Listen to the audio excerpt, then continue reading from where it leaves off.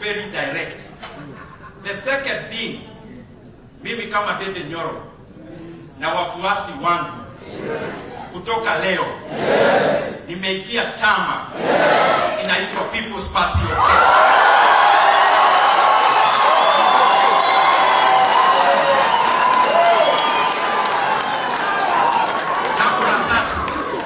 Jambo la tatu tuendelee vizuri. The third thing, I am glad that the membership of the People's Party of Kenya wamenipea nafasi na wakanieleza tukifanya mambo ambayo tunafanya kwenda mbele. Wameniuliza kwa sasa tuongoze hiyo maneno.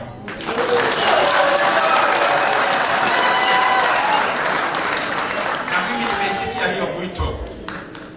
The third thing, as all the membership of the People's Party of Kenya, we have today joined the opposition.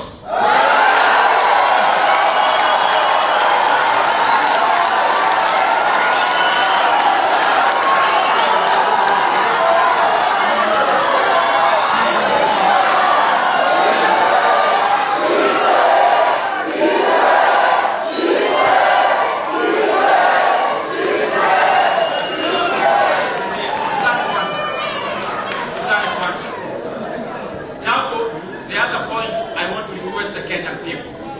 Unasikizana? Ukiangalia viongozi wale watapeleka Kenya mbele from next year. I also ask humbly the people of Kenya. Muangalie pia People's Party. Pia wao wako na viongozi wanaweza shikana mkono na wengine na tukoboe Kenya August of next year. I also want to say this. I have taken time to consult almost all the opposition leaders. I have sat down with Peter Munya. I have sat down with Honorable Mother Karua. I have sat down with Honorable James Orengo. You know, my brother Sifuna is my brother. I have sat down with Honorable His Excellency Rigathi Gachagua.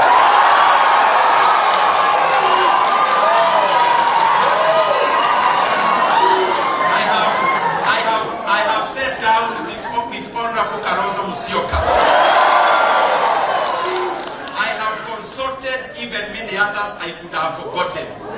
In fact, I want to confirm to you, I have had almost a near-long consultation with most of them, including almost for a whole year, Honorable Dr. Fred Matiang'i.